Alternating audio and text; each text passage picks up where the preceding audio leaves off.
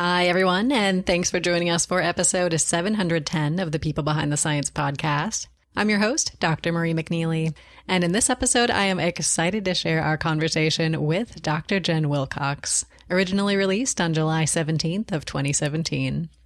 Listeners, Jen is a distinguished scientist conducting important research on carbon capture and trace metal pollution.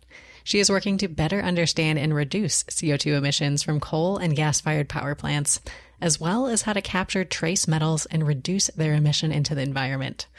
And in our interview, Jen talks more about her life in science. So get ready for this episode of People Behind the Science. Every day, discoveries are made that will change our understanding of the world around us. Dr. Marie McNeely is here to bring you the brilliant minds who are making these discoveries so they can share their incredible stories and take you on an amazing journey. Welcome to People Behind the Science.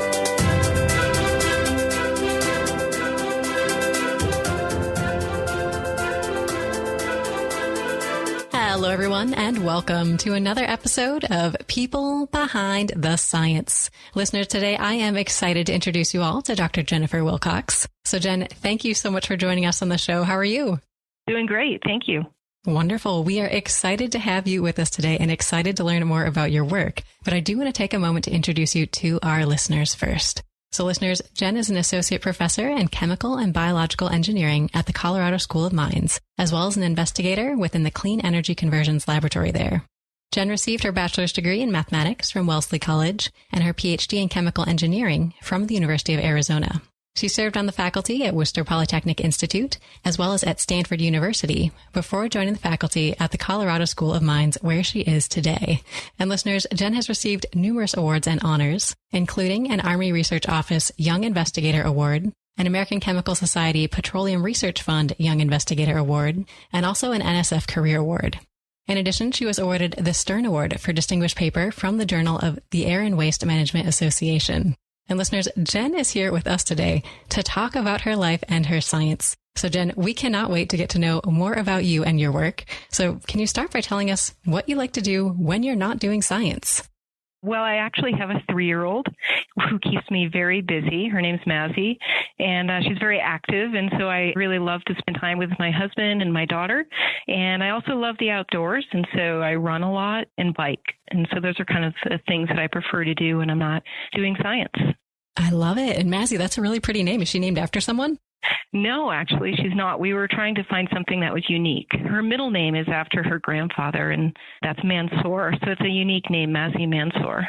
That's awesome. Thank you. Well, fantastic to hear more about your life outside of science and how you spend your time when you're not busy in the lab. But Jen, I do want to chat about your research next. So can you tell me how you describe what you do to someone who might not be familiar with your field?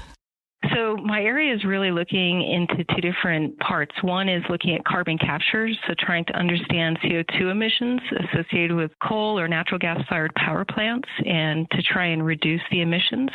And the other piece is looking at trace metal pollution. So the number one way in which mercury gets into fish today is from burning coal in a coal-fired power plant.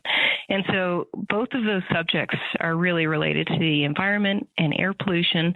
And so typically, for instance, when I'm trying to explain to my brother or my parents who are not scientists, they're actually teachers and social workers, it's very easy to connect with them because these kinds of subjects are always kind of out there in terms of the news, global warming, CO2 emissions, our footprint on the planet. And then also when I was pregnant with my daughter and anybody else who's pregnant, you always hear about mercury in fish. Mm-hmm. And trying to limit your intake of seafood.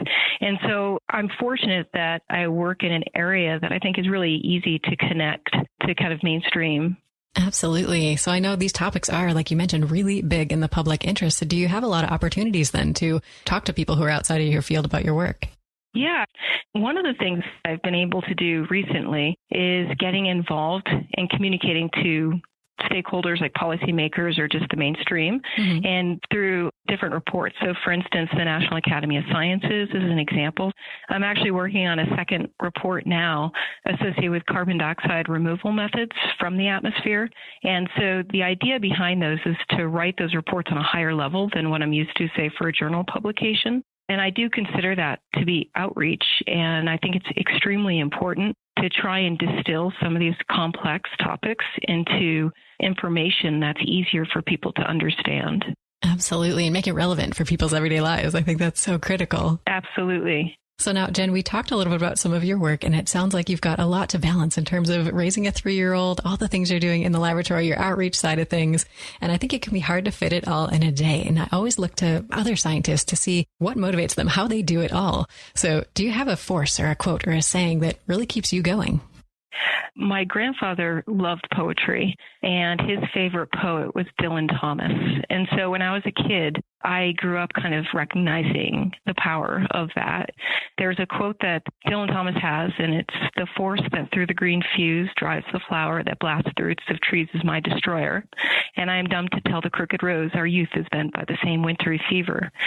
And I love that quote, because it essentially tells us as a humanity that that which hurts the earth hurts us. So I think it connects me to the planet and nurturing the planet and teaching my daughter to do the same thing. Absolutely. And I think this connection between science and poetry and science and other forms of artistic and creative expression is really important. So do you dabble in poetry yourself? I don't. No. I love to read. Mm-hmm. When I was young, I did. So when I was in high school, I wrote a lot of poetry, and I should create more space in my life to do that today, but I haven't had a chance to go back to it. Understandable. Yeah. So you mentioned you're a big reader, though, Jen. I love getting book recommendations from everyone we invite on the show. So do you have a favorite book that you want to recommend for us today? Sure. One of my favorites recently is The Alchemy of Air. What's it about? It's about the ammonia synthesis. And so the reason why we have the population we do today is really from fertilizer and from ammonia synthesis. And the scientists who really worked on this the longest was Fritz Haber. And he started this back in 1900. And he was the chemist behind it and worked on it for a while and was funded by a big chemical company called BASF. And when he had his first experiments, and it was on a very small scale, bench scale, BASF said to him, well, this is not going to feed the world. How do we scale this up? And that's when Bosch came along as the chemical engineer and scaled up the process. And so the two together are really responsible for being able to feed the population that we have on the planet today. And the technology to me is really interesting in the fact that there really hasn't been a lot of advancements in ammonia synthesis since the Haber-Bosch process. And it's one of the projects that we work on in my group today. Very cool. Well, if you had left it at a book about ammonia synthesis, I think you might have lost our attention, but you made it sound really cool. So. Oh, good. So listeners, I will definitely add this to our list. Alchemy of Air. I had not heard of it. So Jen, thanks for bringing it to our attention. It's amazing. Thomas Hager is the author. I think he's a professor at the University of Oregon. Very cool. Well, we will definitely add this to our reading list. And you mentioned a fantastic author here. And I always like talking to scientists about the people who inspire them, who motivate them, who get them going in science. So, Jen, are there people who really stick out in your mind as maybe role models or inspirational figures who had an impact on your own career? I'm always trying to find mentors or role models in the moment, in my surroundings. So in the last few years, I would say actually back in 2010, 2011, a mentor of mine was Robert Sokolow, and he's a professor at Princeton University. And Stephen Pakula had a unique paper that came out in 2004 in Science, and they ended up on the cover of Time magazine. And it's just not often that you see scientists on the cover of Time magazine. Mm-hmm. So I had the opportunity to work with him for a few years on a report that was funded by the American Physical Society. And so I got to work close with him, and it was really exciting to me to be able to do that. And then more recently, with a Academy of Sciences study, I got to work with Marcia McNutt, who is absolutely an amazing role model for me on so many different levels. And she was the editor-in-chief of Science for a couple years recently, and now is president of the National Academy of Sciences. And so to be able to have the opportunity to have worked with her and continue to actually bug her now and again when I need advice, mm-hmm. I feel very, very fortunate. So if an opportunity comes where I get to kind of work with a scientist powerhouse, I guess you could describe it as, sure, I really try and take advantage of those opportunities and learn the most I can from them. And then from a kind of a non-science perspective, I like hanging out with people who are much older than me, mm-hmm. because I find that, like my grandparents, for instance, the experience that they have and the wisdom that they can share with me, I feel like sometimes provides a little bit of a shortcut.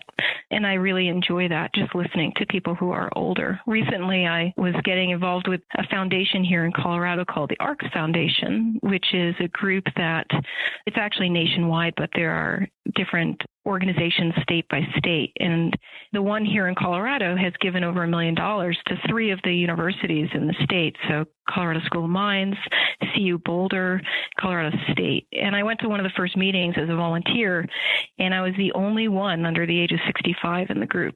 Wow. And I thought, I need to join this group, because I can learn from all of these amazing women. They're all women who are in math, science, medicine, but they're retired. And they also could use somebody who's kind of newish in terms of technology. So, sure.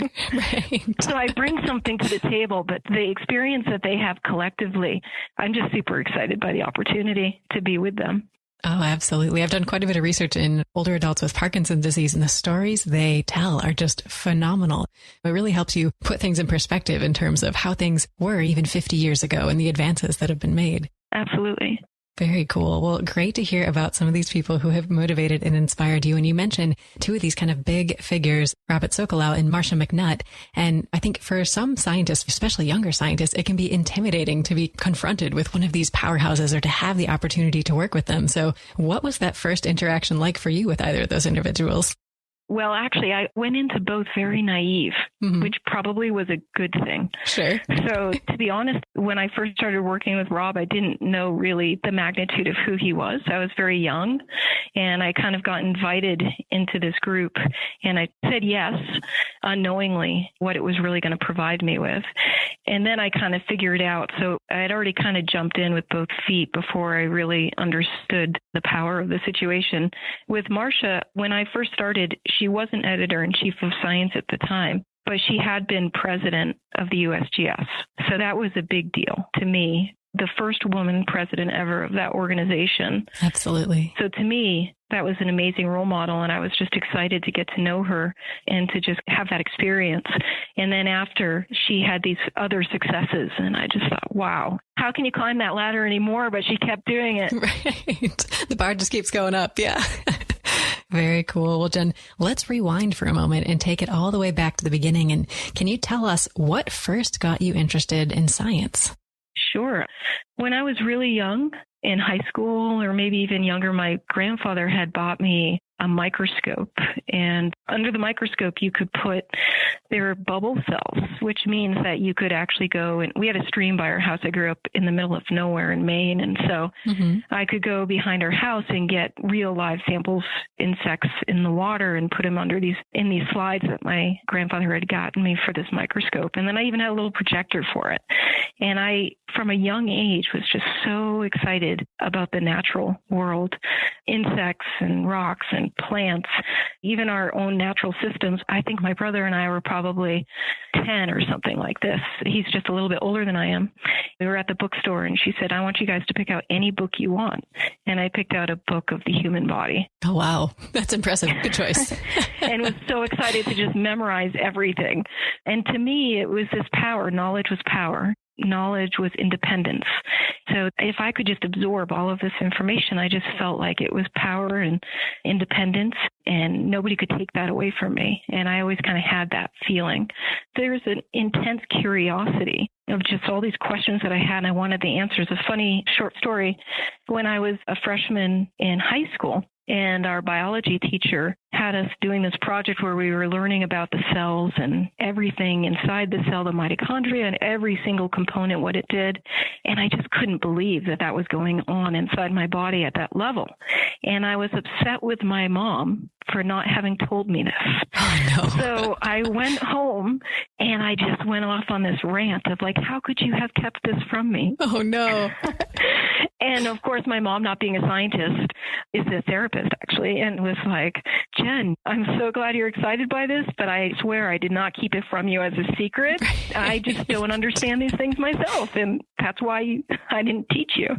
But I really thought, I was like, Mom, how could you keep all of this information from me? Right. Why would you do this? Yeah. This is amazing. And I was just overwhelmed by all of this information and so excited by the potential of what I could learn. That's what I remember. Well, I love this story, Jen. So did you know at that time that being a scientist was a career option? Was it something you were shooting towards even at that point? Oh, yeah. When I was young, I just knew that I wanted to keep going to school. And I didn't really know what that meant. I just knew that I just kept wanting to learn for as long as I could until that road ended. And I didn't really know what that meant at that time. Gotcha. So then how did you get into research specifically? Well, when I was at Wellesley, as you said in the intro, I majored in math. And I majored in math because it turns out I was just good at it and it was comfortable for me. But I was also pre-med. And I chose to go to Wellesley because they had a very high acceptance rate, I think 89% at that time, to medical school. And coming from Maine, I didn't have a state medical school that I could apply to. So I knew I had to go to out of state, kind of difficult to get into school. So I chose Wellesley for that reason. But then when I was toward the end of my degree, I realized that I didn't really want to pursue medicine, that I really just kept wanting to go to school for math or whatever it might be, chemistry or something like this instead, to get a PhD instead of medical school. And I chose that too because I was worried that medicine might be too consuming in terms of like if you want a family and how much time you could spend with your family and things like that. And I liked the idea at that time of graduate school and maybe becoming a professor because I could teach and I knew I loved teaching already at that point. And also I like the idea of research and coming up with my own projects to work on and potential flexibility with schedule like summers and school vacations if I had family, which I do now, but didn't know I was going to at that time. Right. But I wanted the option. Sure. So then you decided to go get your PhD. What drew you to the University of Arizona? It's another funny story. So originally I got into the University of Oregon for pure math, and I'd come from Wellesley, which is an all-women's college. And so I got to Oregon. I was the only woman in my program.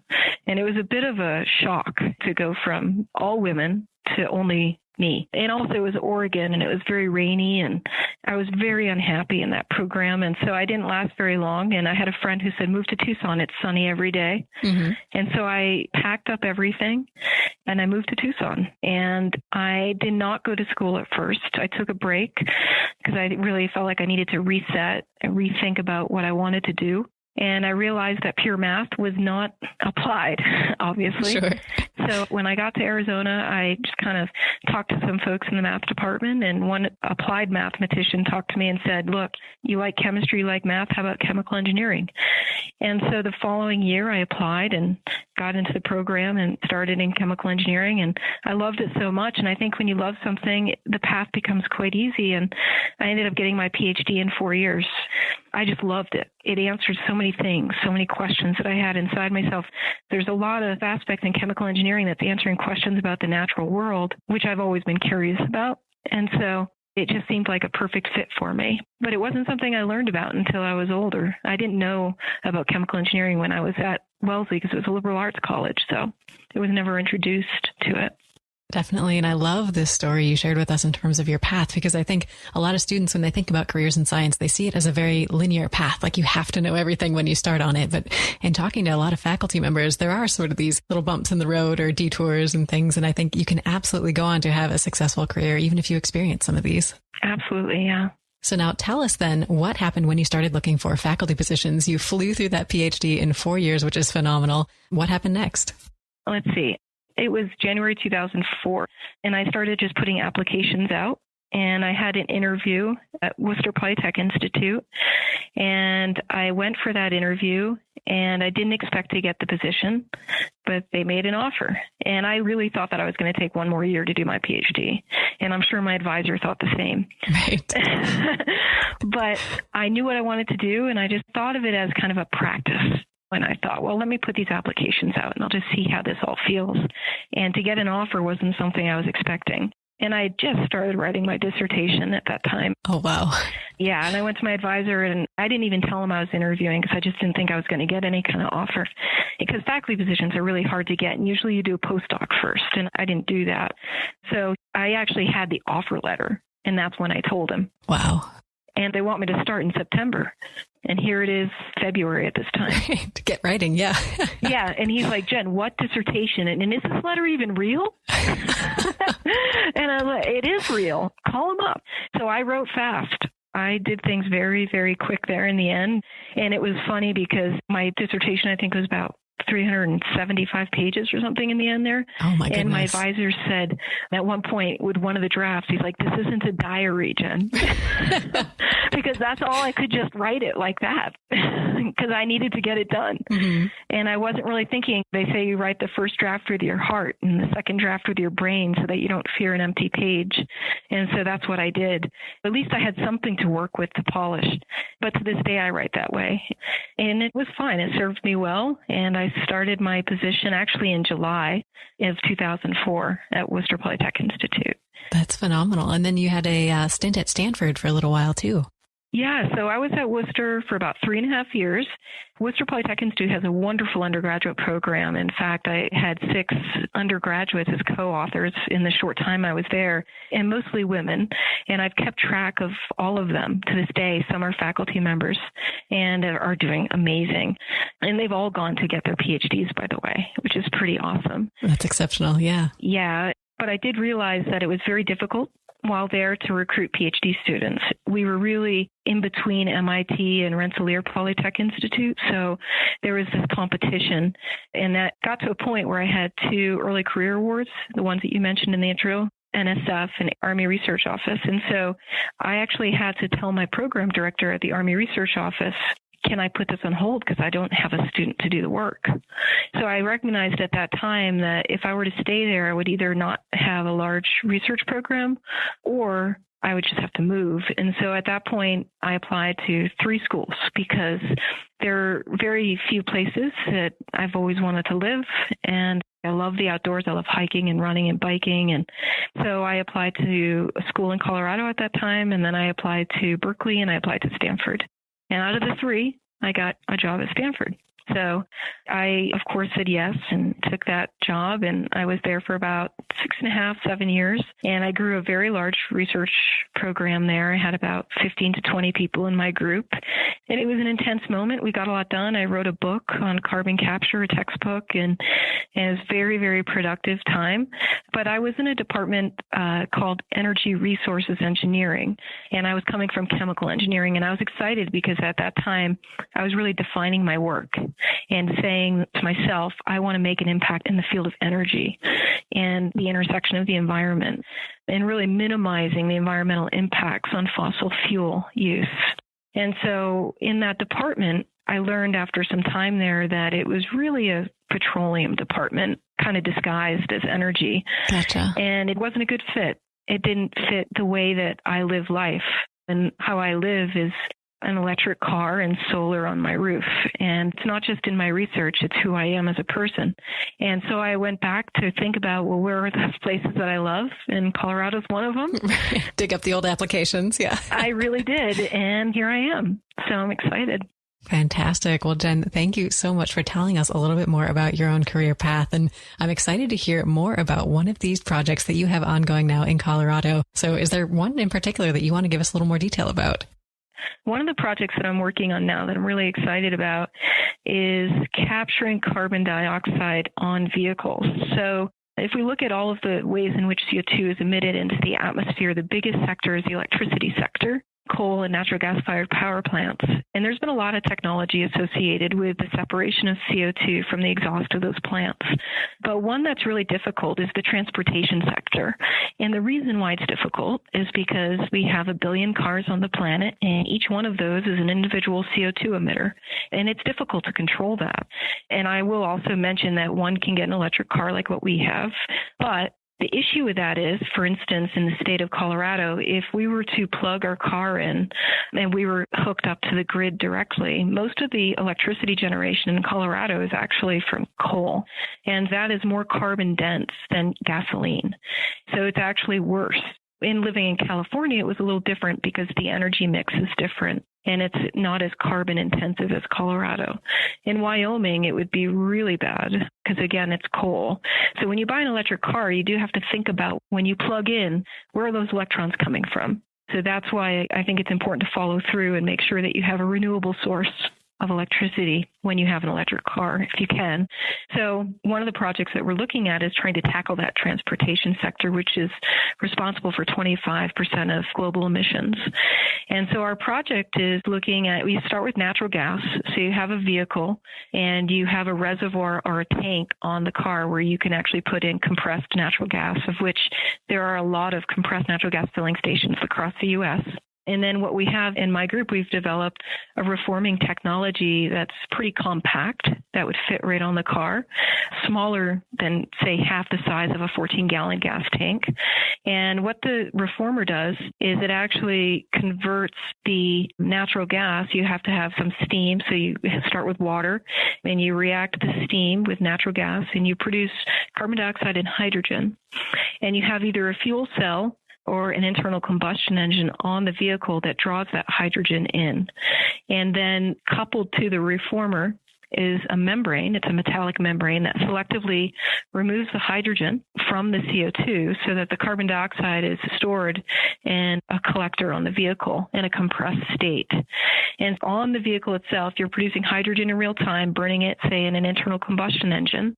And then all you're producing as an exhaust is warm water. And that warm water, after burning that hydrogen, gets recycled back as your steam requirement for the steam methane reforming reaction. Gotcha. So the whole point of this is that we have a vehicle that can be retrofitted. And so we're doing this now in a 1960s Mustang, Ooh, which is pretty fun. Mm-hmm. And the point is that it's an image. So one can drive that car that they love and still have it be carbon free. And that's the idea. We thought maybe next would be a Hummer. I love it. Right? Because there's a group of people that they don't want an electric car. They want their old car. Mm-hmm. Neil Young had an old car retrofitted with a battery and things like this. But not everybody's going to do that, right? Because it's very expensive. But you can make in this way a green vehicle, but still have that vehicle that you're kind of in love with. It's hard to pull people away from these images that they have and what they want. I'll admit I'm emotionally attached, even my old dented up Toyota Corolla. So yeah, so if you want to keep that Corolla and you want it to be carbon free, you could buy one of these kits and retrofit it. That would be the idea. I like it. So can you tell us, do you have a ballpark? What is the cost to implement this sort of thing or down the road once it's released? Well, it's a lot cheaper than an electric car, because the electric car scales with the battery. So you look at, say, a Model X or a Model S, and they can be upwards of $150,000 for the car that has the battery that will allow you to go the longest distance.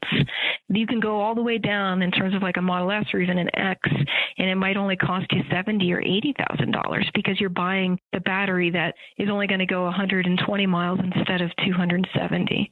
And so the nice thing here is that there is no scale of the cost. There's a reservoir on the vehicle that's containing compressed natural gas. So there's also not this time lag associated with the electric car of charging because you're just filling it up. The average distance that we'll be able to go, keeping the footprint the same as, say, in total a 14-gallon gas tank, is about 300 miles.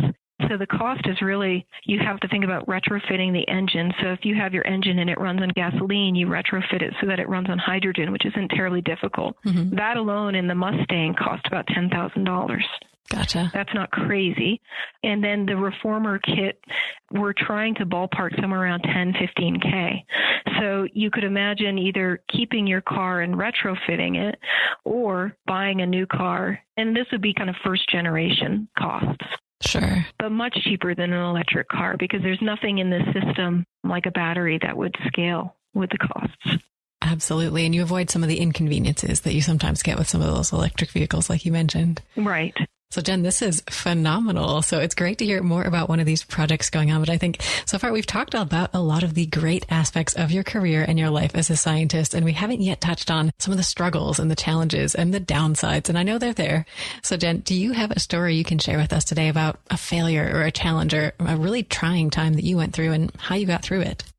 I think, and it just touches back on a previous story that I told, when I was at Oregon, that was a very difficult time for me. And I can just add some more details to it because I think it's interesting. Mm-hmm. I think it's really difficult, especially if you're kind of type A personality a little bit, that you want to push hard, but you don't want to get injured. So I think in that program in particular, I was forcing something to try and make it work because I didn't want to give up. And I think there's a fine line. And I compare it to training for a marathon. I've run several marathons. And when you're training and you want to do well in a marathon, you have to ride that fine line of not getting injured, but also getting stronger. So I think that was a really difficult time for me because it's one of those things where I can push through. I can make this happen. I just need to get over this barrier, this hump. But if you come out on the other end and you're fractured, you got a stress fracture in your foot, right, and now you're off for 6 months, that's not the way to go. And I think what I try and tell my students is you've really got to listen to the inside voice, and you have to find out what motivates you, what drives you. And if you're not excited about the work that you're doing, then you need to think about a different path. And sometimes it's really hard to be honest with yourself because you think, well, I made this plan, I need to follow through. And that's not necessarily true. It's hard sometimes to listen because there's just so much noise. And there's also yourself and the drive that you have. So for me, in order to kind of find that inner voice, what it took was it just took some time off. And it took removing any kind of pressures or external stresses. And so in that time before I met the math professor at the University of Arizona, I actually just waited tables for 6 months to a year.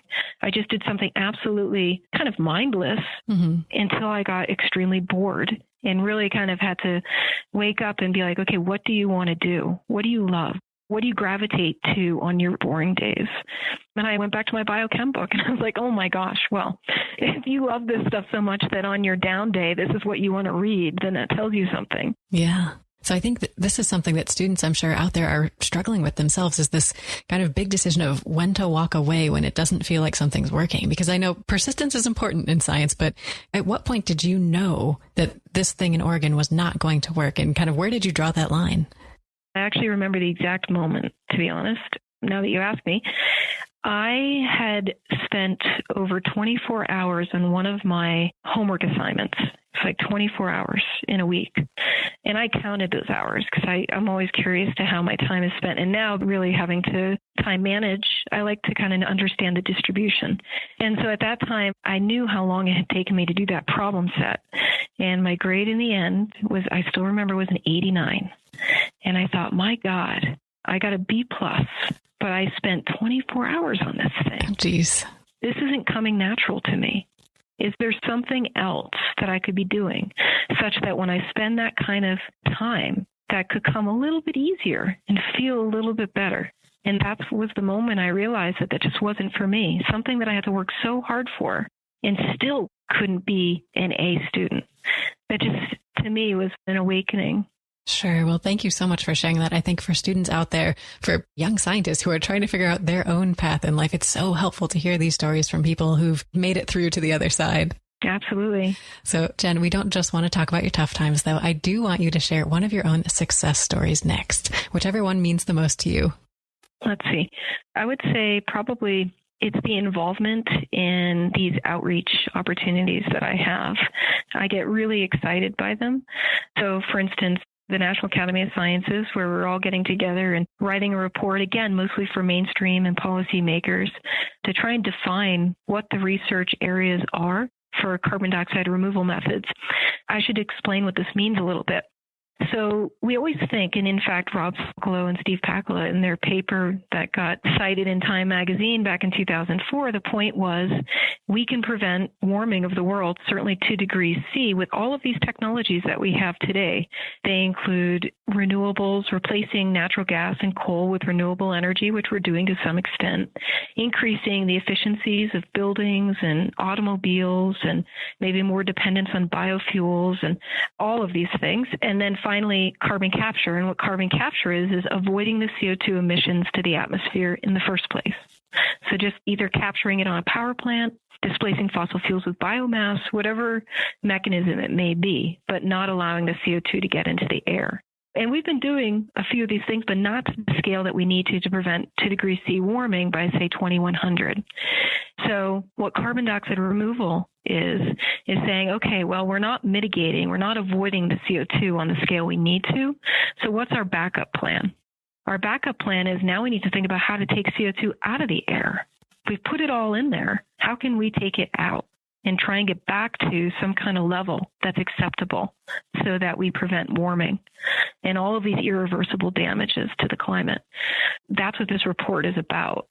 And I get excited by that because it's a solution. It's a potential solution.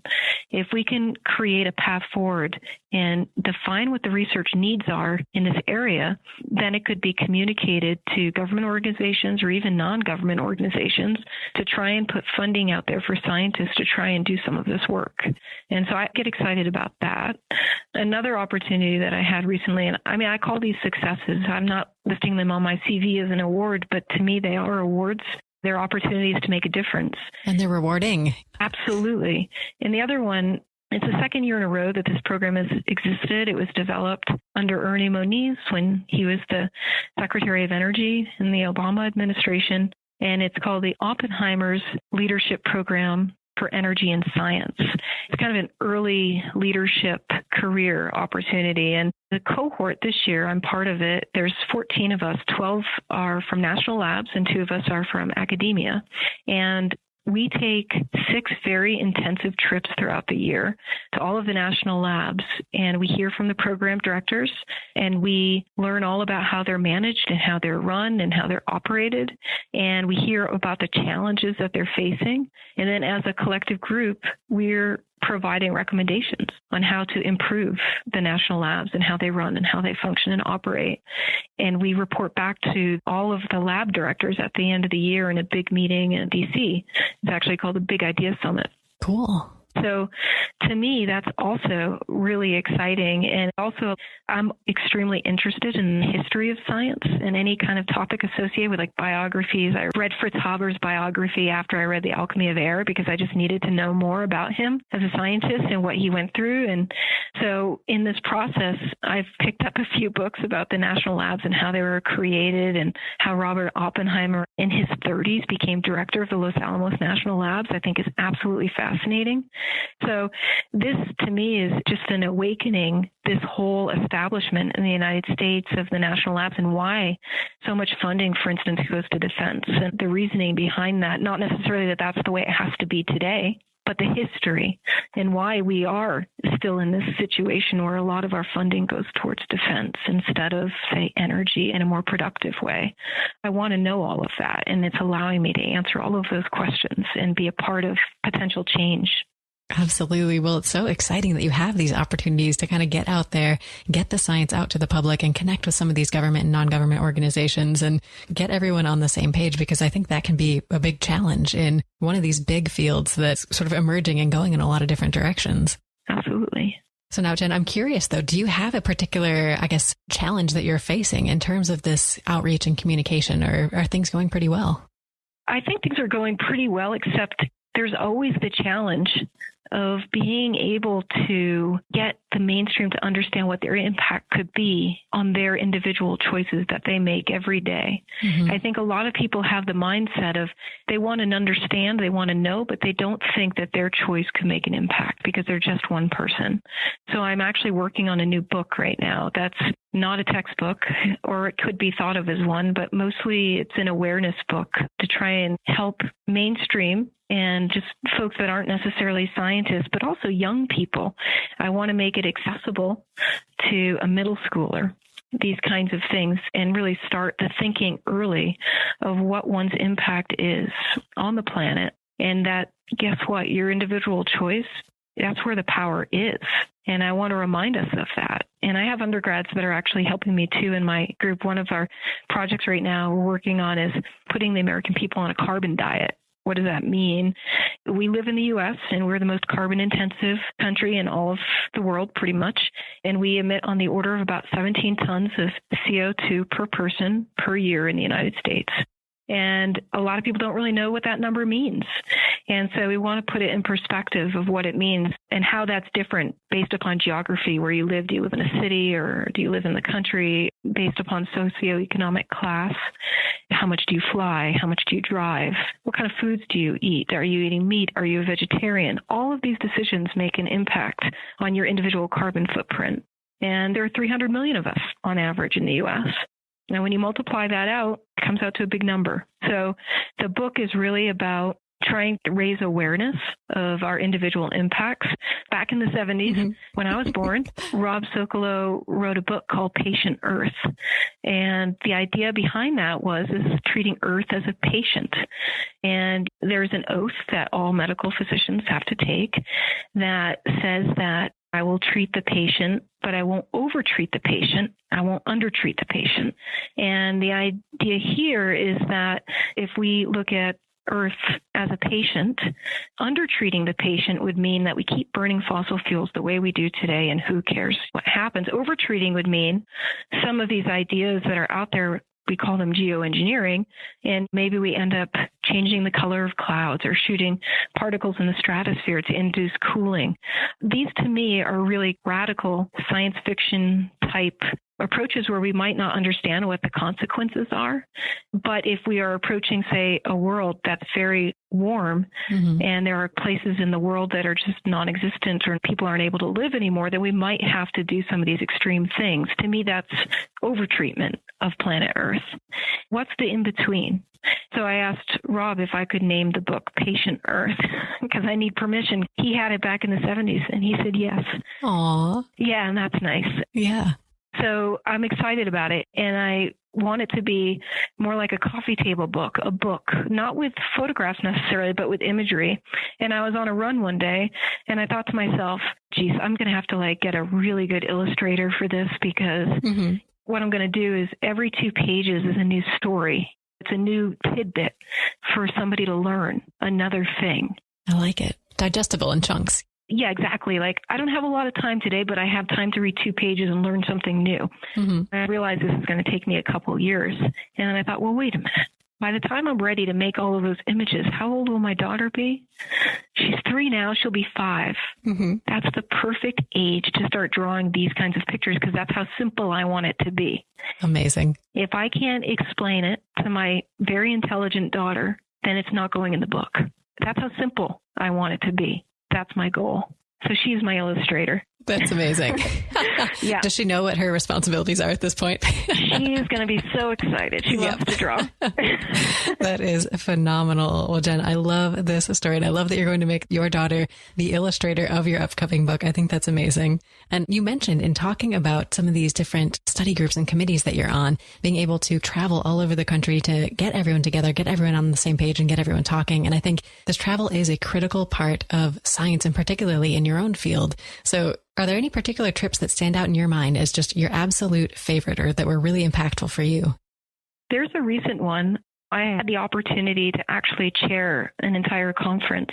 And my parents recently moved to Italy. My mom's a therapist, as I mentioned before, and she had the opportunity to work in the Air Force Base as a therapist in Italy. And she just super excited. Who wouldn't be? And now has been living there for a few years. I was asked to run a conference on carbon dioxide removal, the topic that I talked about before. So I said, yeah, as long as we can have it in Italy, which was a good location for people because people from Australia were there and China and all over Europe and the U.S. And it felt good because this isn't a U.S.-centric problem. China, India, there's so many other countries that need to actually be part of this story or else everybody else is in the noise kind of. So that was just in May, and we got about 70 scientists together in southern Italy, in Calabria, and we were in a really neat hotel on a 400-foot cliff above the ocean. Oh, wow. And it was farm to table.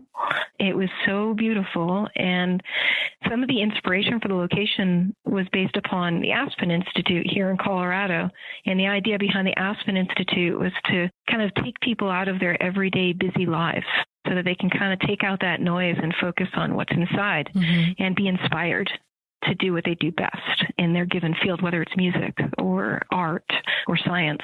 And so that's what I wanted to bring to this group. And we had so many amazing people there from all over the world. So now we're writing a paper collective, going to try and make it not necessarily high level for policymakers, but actually for our own community, because we realize that our community is extremely interdisciplinary in terms of social scientists, engineers, chemists, natural scientists, and that we don't all often speak the same language just in our own community, and that we need a publication to put us all on the same page. Because sometimes it almost seems like we're not agreeing to the general population, but in fact we are. And maybe those arguments come across too strong. So that's the idea behind the paper that we're writing and working on this summer. But that was so exciting for me. And it was a 5-day meeting, and our final brainstorm session was on the beach on the final day, which was just beautiful. Well, this sounds like a phenomenal opportunity, like you mentioned, to bring all these scientists from all over the world together to talk science and just enjoy a wonderful location. And Jen, you mentioned farm to table food. Did you have a favorite dish you had while you were there? Well, they just fed us so much, but they had wood ovened pizza. Ooh. Oh, by the way, this is just an appetizer. And then they bring out save room for dinner. All of homemade pasta. And oh my gosh, it was great. My daughter loves that kind of food, so it worked well. My husband and daughter were there as well, of course. Oh, fantastic. Yeah. Well, thank you so much for sharing this phenomenal travel experience. And I think a big part of it that you were talking about there was the people you were able to meet, with the interdisciplinary nature that brought in people from different fields. And I think the people in science are part of what makes it such a wonderful career to be in. And I love talking about the different people in science and some of the experiences you have together, because I think there are definitely stereotypes out there about who scientists are and what scientists do. So I love breaking those on our show by sharing some of the quirky traditions and funny memories that scientists have together. So Jen, do you have a story of your own of this nature that you can share with us? In terms of quirkiness in my lab, I always used to make a joke to my students in the lab that we needed trundle beds because they just worked so hard. And the point was, okay, take a little nap and get back to work. So we would always trundle beds. We need to modify the lab. Right. But probably the biggest quirk of any lab, because this is the third lab that I'm setting up, is here in Colorado, is that no matter where you are in the lab, you look up and there's a periodic table. So ever since I was a kid, I've been kind of obsessed with periodic tables. I memorized the periodic table when I was in 7th grade, and I still have a copy of that blank periodic table with my funny handwriting at the time. I kept it all these years. Oh, that's awesome. Yeah, and pretty much in my life, anywhere you look, there's a periodic table. My daughter already knows what silicon is and carbon, and she has her own periodic table, and she's only 3. Yeah, right above her bed so she can see it every night. Oh my gosh. And she's got the periodic table building blocks. And then our office downstairs where my group's desks are, there's one periodic table on each side of the wall. And the periodic table to me is so powerful. One of the things we use a lot in calculations is just understanding the electronegativity relationships between different atoms. It's so strong because you can just look at the periodic table, you know those trends, and then you know how elements will interact with one another, or how atoms will interact with one another. And quickly you can see that by looking at the periodic table, or understanding why a certain material will react the way that it does, or so like something else, because of those trends in the patterns in the periodic table. So I'm always looking up. I'm looking at it right now while we're talking. Yeah. I've got the disappearing spoon on my shelf here, the history of the periodic table book. So I feel you there. Nice. But yeah, that is something that's kind of quirky. I love it. So fantastic to hear about some of the quirks in your own laboratory. And I love this idea of having the periodic table haunt you everywhere you go. So I think that's awesome. But I do want to know, there's so many big questions in your field of research, Jen, but there are a lot of things kind of standing in your way between you and answering them. Things like funding, staff, technology, feasibility. So if I gave you everything today, Jen, what is the one question that you just really want to tackle? I think that if there were no limitations, I would really try and focus on devoting more resources to the effective communication of climate science to the general population and to policymakers. And that's hard because it's not just money. It might be providing opportunities for people who are going to get a PhD, not in engineering. We get paid to do a PhD in engineering. but we need teachers at a young age teaching these kinds of things. And so when teachers go to school, they have to get student loans. And to me, that's a problem, because that's the most important job, is to teach young people, like kindergarten, elementary, secondary education. And I really think that we should be rewarding people who want to go into those fields and helping to do the curriculum development for energy science, energy research, to get kids to understand this kind of field at an early age. I think it's really important. And right now, there are talented people out there who might not go into teaching because it doesn't pay, and they don't want to have debt when they finish school. To me, that's a disservice. And if we had infinite resources, then I would say put them towards teaching young kids. Absolutely. Well, I love that you brought up this idea, because I think there's also the idea of prestige. Being a scientist at a top tier research institution tends to be more prestigious, and I think in a lot of people's eyes, than maybe being a kindergarten teacher. There's that disconnect of value of these two different careers. Absolutely. I wish we could make being a first grade, second grade teacher prestigious. If we could figure that out and get the best of the best teaching our young kids, there you go. Yep. World changer right there. Yeah, right? Game changer right there.